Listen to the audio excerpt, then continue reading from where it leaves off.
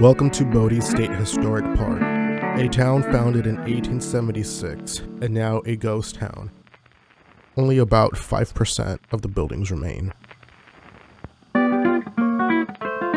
Exiting the parking lot next to the bathrooms are the historical landmark plaques for the ghost town.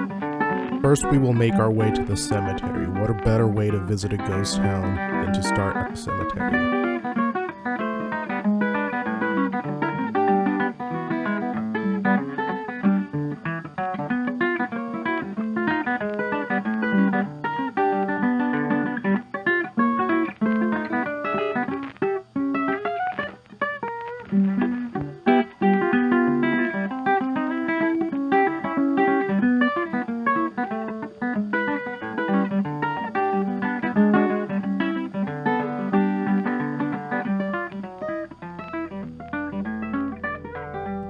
The cemetery has four main areas: the wards area, the Masonic area, the miners union area, and a Chinese area right outside the fence of the cemetery.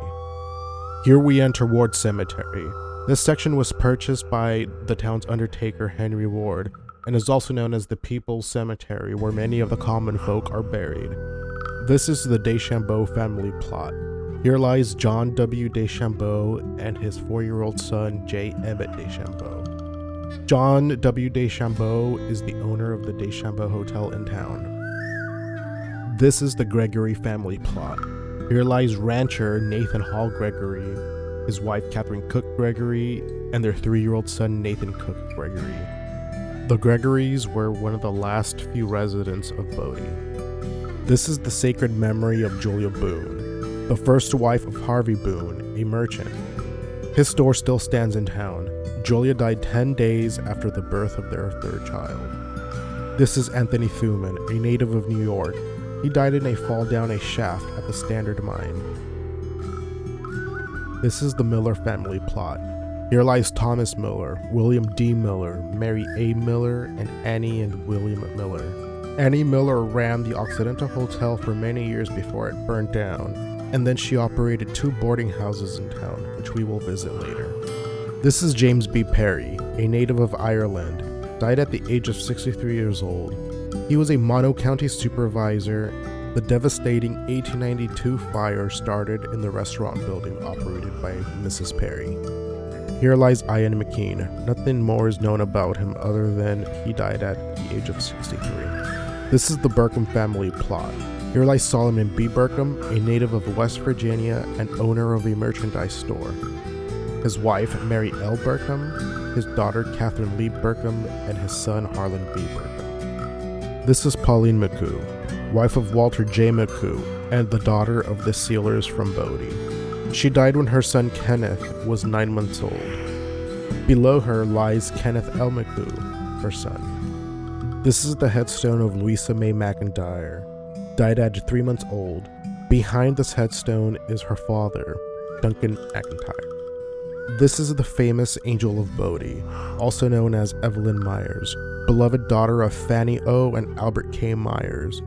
She died when she was accidentally struck in the head with a pickaxe while a workman was digging a drainage ditch around her house. Here lies Annie Sifuka, aged 23, a native from Denmark. She died tragically from complications of childbirth with her 3rd daughter. This is Leslie G. Nichols, just a baby, only a few months old.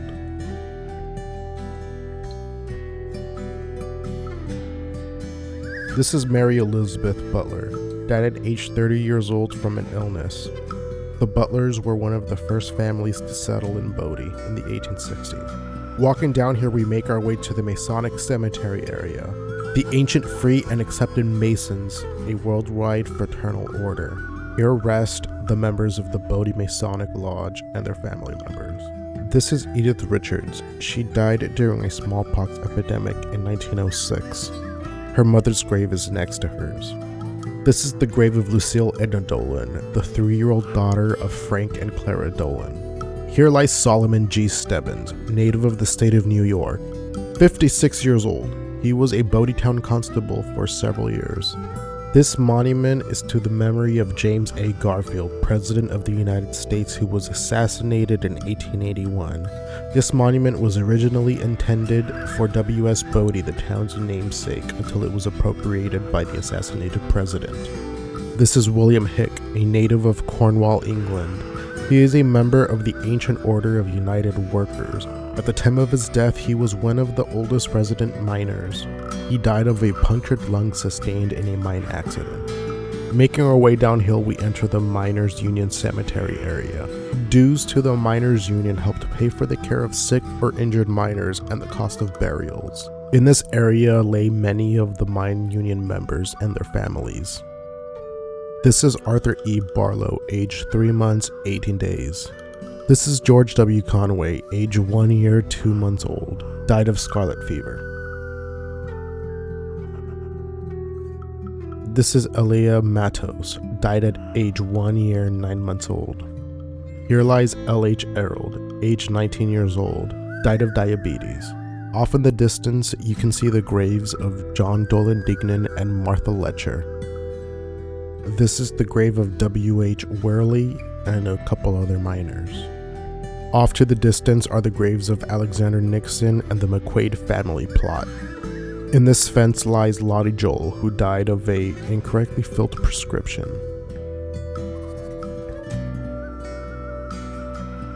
This is the Scanavino family plot.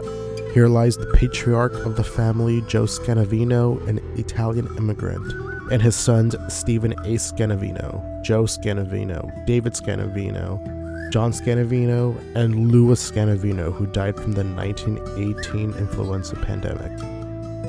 This is the Dolan family plot, who have 3 houses in town. Here lie James S. Dolan, a native from Ireland, his wife Mary Dolan, and their children. James Gordon Dolan died at 1 year old. Mary Dolan, Harry F. Dolan, James Edwin Dolan, and the children of James and Mary Dolan, all on one stone. Here lies miner Peter Noonan, native of Ireland.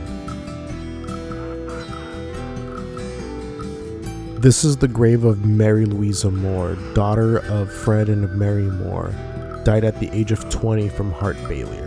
And there's a brief shot of John B. Kennedy, the butcher of the town. As we make our way outside of the cemetery, we go towards the grave of W.S. Bodie, the namesake of the town.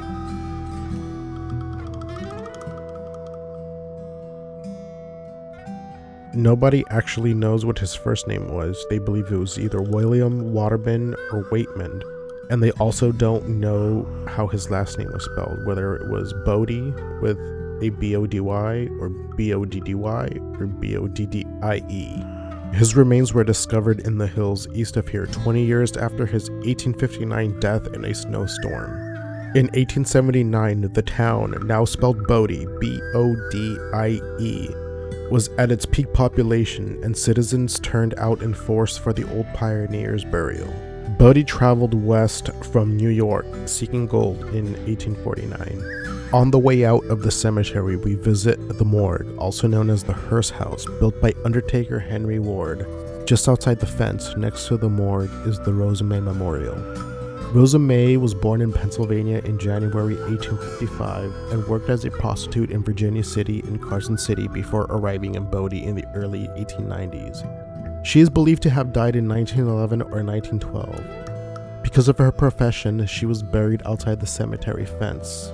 This stone marker was placed in the 1960s by Louis Cervanti, a descendant of a Bodie resident. Her remains are buried in a recently repaired fenced enclosure. We will visit the red light district later on in the tour.